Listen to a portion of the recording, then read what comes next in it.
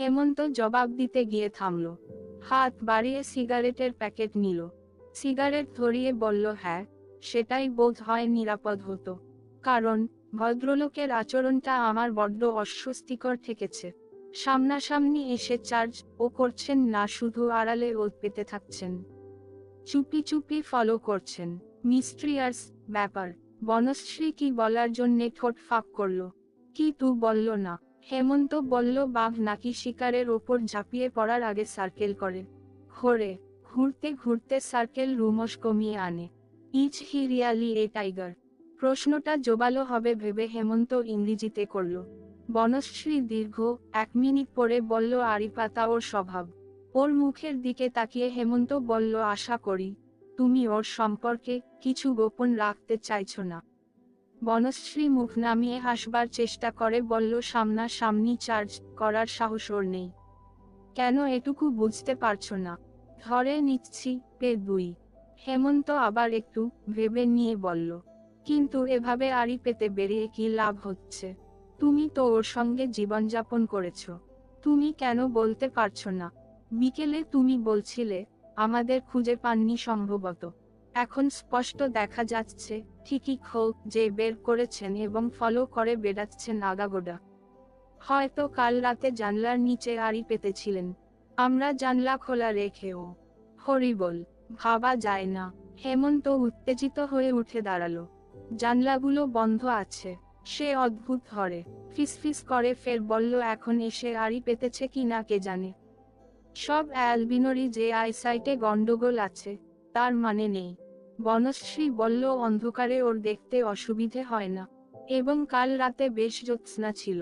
বনশ্রী দুঃখে হাসল, তুমি বড্ড বেশি অস্থির হচ্ছ, কিন্তু চুপ করে বসো তো, আমরা তো ফিরেই যাচ্ছি।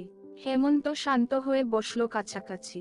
বলল, আমার খালি একটা আপত্তি হচ্ছে, থানায় টানায় গিয়ে পুলিশকে। বনশ্রী বাধ্য দিয়ে বলল, সে সাহস ওর নেই। কেন? পুলিশের কাছে ও যাবে না, নিজেই তো দাগী, কোন মুখে যাবে? হেমন্ত মুহূর্তে সাহস পেয়ে বলল, তুমি সত্যি বন্ধ খেলছো বনশ্রী? এত বলছি তবু গোপন রাখছো? বনশ্রীর চোখ জ্বলে উঠল। খেলছো বলছো কেন? না, মানে জাস্ট কথার কথা। হেমন্ত আপোসের সুরে বলল, তুমি ওর কথা সব বলছো না তো, তাই বলছি। বললে তুমি তো লেজ তুলে পালাবে, নয়তো সাহস থাকলে ওকে খুন করতে দৌড়বে। বনশ্রী ঠোঁট বাঁকা করে বলল কথাগুলো। হেমন্ত বেহায়ার মতো হাসল, তোমাকে বিধবা করার ইচ্ছে আমার নেই, হবার ইচ্ছে আমার কিন্তু আছে। ছি, কি বলছো? তুমি তো দেখছো আমি কে। দেখছো না?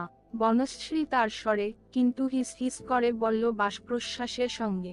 কত সহজে তোমার সঙ্গে এভাবে বাইরে আসতে রাজি হয়েছিলুম, জলে এলুম। তবু তুমি আমাকে নিশ্চয় সতী ভাবছ না। বনশ্রীর এই মূর্তি অচেনা লাগলো হেমন্তর। বলল বনশ্রী, প্লিজ, পারবে ওকে খুন করে ভরা গঙ্গায় ভাসিয়ে দিতে? আহা, না পারলে চুপ করে থাকো। চুপ করাটাই যে সমস্যা। হেমন্ত আক্ষেপের সুরে বলল, অ্যালুম শালা নিরিবিলি বেড়াতে, দিব্যি থাকবো, ঘুরবো, এনজয় করব। কিন্তু এই এক আপদ, ওই শন। আবার বৃষ্টিও শুরু হলো। এমন চমৎকার জায়গায় একটা এত ভালো রাত্রি, শালা নিয়তি কেন বাধ্যতে? বাইরে বৃষ্টির ঝিরঝির শব্দ শোনা যাচ্ছিল। বনশ্রীর মুখে সেই বিকৃত ভঙ্গি এখনো দেখা যাচ্ছিল। হেমন্ত একটু ঝাঁকেও তার কাঁধে হাত রাখল। আবার বলল, যা কিছু হেতুক, জীবন নিয়ে জুয়া খেলতে নেমে পিছিয়ে যাওয়া ঠিক নয়। তাই না? আমার ইচ্ছে করছে শেষ মুহূর্তের জন্যেও লড়াই দিতে তৈরি থাকি। ওয়ান্ডার ফুল বৃষ্টিটা। বনশ্রী, আই প্রমিস, আমরা থাকছি, যা ঘটে ঘটুক। তুমি রাজি? বনশ্রী তেমনি বাঁকা ঠোঁটে বলল, তুমি তো হিসেবি মানুষে পড়ে একজন ব্ল্যাকমেলারের পাল্লায় পড়ে অনেক টাকার খরচে পড়বে, পারবে তো জোগাতে? হেমন্ত চমকে উঠল, ওই লোকটা ব্ল্যাকমেল করবে আমাকে? করবে, কিন্তু বললে যে পুলিশের কাছে যেতে পারবে না। তাহলে কিভাবে ব্ল্যাকমেল করবে? আমি তো পাত্তাই দেব না। দেবে, তোমার বউয়ের কাছে যাবার ভয় দেখাবে। প্রমাণ কি দেখাবে? ওর একটা অদ্ভুত টেপ রেকর্ডার আছে। হেমন্তর ওপর যেন ছাদ ফাড়ে বাজ পড়ল। কয়েক মুহূর্ত ফ্যালফ্যাল করে তাকিয়ে থাকার পর সে ফোঁস করে নিঃশ্বাস ফেলল। বিকেলে কিংবা তারও আগে তোমার বলা উচিত ছিল। বনশ্রী শান্তভাবে বলল, তখনও বুঝতে পারিনি ও আনাদের খুঁজে বের করেছে কিনা। তবু বলা উচিত ছিল। বনশ্রী মুহূর্তে আবার জ্বলে উঠল, বলা তো অনেক কিছু উচিত ছিল। তোমারও ছিল, কিন্তু আমরা কেউ কাউকে তো কিছু বলিনি। হেমন্ত উঠে দাঁড়ালো। সেও উত্তেজিত হয়ে উঠেছে, আবার রাগে কাঁপছে। লণ্ঠনটা তুলে নিয়ে বলল, ভয় পেও না, আসছি। বনশ্রী উদ্বিগ্ন স্বরে বলল, কোথায় যাচ্ছ? হেমন্ত জবাব দিল না। বাগানের দিকের দরজ খুলে হারিকেন নিয়ে পা বাড়াল। তারপর পিছিয়ে এলো ভ্যাট, শালা বৃষ্টি। বনশ্রী বলল, তুই যাবে কে? খায়। হেমন্ত বিকৃত মুখে দক্ষিণের জানলার দিকে এগোলো। জানলা খোলার চেষ্টা করে, আবার সরে এল। ধুত্তেরি, এদিকে একেবারে ডাইরেক্ট ছাট আসছে। বনশ্রী বলল, বুঝেছি। টেপ অদ্ভুত ছেলে মানুষ হয়ে যাও কিন্তু। রেকর্ডার খাসতে যাচ্ছ। তুমি মাঝে মাঝে চুপ করে বসো তো। হেমন্ত হতাশভাবে সরে এল। হারিকেন টেবিলে রেখে বলল, বন্ধ পোকা আসছে। কিভাবে আসছে কে জানে। হা পিপিলিকার ডানা ওঠে মরিবার তরে। সে নির্বোধের মতো হেসে বনশ্রীর কাছে গিয়ে সে বসল। তারপর দুহাতে ওকে জড়িয়ে ধরে বলল, যা ঘটবে ঘটুক, আমি মরিয়া। এমন স্থির রাতে আর কিছু নয়। বনশ্রী তাকে ঠেলে দিয়ে বলল, বাড়ি ফিরে বউয়ের সঙ্গে প্লেন রনে। ছাড়ো, যা। বউয়ের সঙ্গে প্রেম করেন নাকি কেউ? হেম-3 নির্লজ্জে রমতো হাসতে থাকলো। দুচোখে লোক জলজল করছে তার। বনশ্রী, পরকীয় প্রেমী রাইট প্রেম, আমাদের জীবন ধন্য। বলে সে আবার বনশ্রীকে টানল। বনশ্রী বলল, আহ, বিরক্ত করো না প্লিজ। কেন, কি হলো তোমার? হঠাৎ বমি বমি লাগছে। ও ইয়ে, জল খাবে? না। তাহলে বোবং শুয়ে পড়ো, খুঁজছি। না না, শুয়ে পড়ো, যা ধকল যাচ্ছে সারাদিন। হেমন্ত সম্মেহে বলল, এবং বালিশ গুছিয়ে দিল। বনশ্রী শুয়ে পড়ল শান্তভাবে। হেমন্ত বলল, মাথা ঘুরছে না তো? সে কপালে হাত বুলিয়ে দিতে হাত বাড়াল। শুয়েছে। হেমন্তর হাতটা সরে এল সঙ্গে সঙ্গে। রইল। তারপর আবার একটা সিগারেট ধরালো। কিন্তু বনশ্রী ততক্ষণে কাত হয়ে হেমন্ত ঘুম হয়ে কিছুক্ষণ বসে বাগানের দিকের জানলায় গেল। জানলা খুলে দিল। অন্ধকার বাগানে বিদ্যুতের জিভ চেটে নিচ্ছে বৃষ্টির ধারা। চাপা গুড়গুড় মেঘ ডাকছে সারা আকাশে, যেন বিশাল খালি ড্রাম এদিক থেকে ওদিকে গড়িয়ে নিয়ে যাচ্ছে কারা। হেমন্ত ঘড়ি দেখল, মোটে 7:30। ভেতরটা জলে পুড়ে যাচ্ছে। জুয়ার শেষ সম্বলও ধরতে চেয়েছিল, খেলা যেন ভেঙে গেল আচমকা। বনশ্রী বুঝি লাথি মেরে আসর 6খান করে দিল। এত কথা গোপন রেখেছিল বনশ্রী। কে জানে আরো কি সব সাংঘাতিক ব্যাপার এখনো লুকিয়ে রেখেছে। হেমন্তর তো আর কিছু নেই গোপন। এতটুকু অজানা থাকলো না বনশ্রীর কাছে। বড়জোর সাক্ষীর সঙ্গে জীবনযাপনের কিছু খুঁটিনাটি ঘটনা আছে, তা বলার মতো নয়। নাকি সেগুলোর মধ্যেই হেমন্তর প্রকৃত ব্যাপার গোপন থেকে গেছে। যেমন ঘুমের ঘোরে সাক্ষীর জড়িয়ে ধরা যত ঝগড়াই হোক, তখন হেমন্তর বড় মমতা হয় না সাক্ষীর উপর। ওকে কি তার ভারী অসহায় বাচ্চা মেয়ে লাগে না? হেমন্ত তার ঘুমন্ত গালে ঠোঁট রাখে না। এই সবই সত্যি, কিন্তু এ দিয়ে হেমন্তকে বিচার করা ভুল। ভালোবাসা নিশ্চয় অন্য জিনিস। ভালোবাসা বনশ্রীকে যা দিয়েছে তাই, তার স্বাদ আলাদা। হেমন্ত আর চোখে অস্পষ্ট আলোয় দূরে শুয়ে থাকা বনশ্রীর দিকে তাকালো। আবার লোভ গড়গড় করে উঠল। এই লোভই ভালোবাসাকে বুঝি পাইয়ে দিতে সাহায্য করে। মন্দা কথাটা যেন শরীর।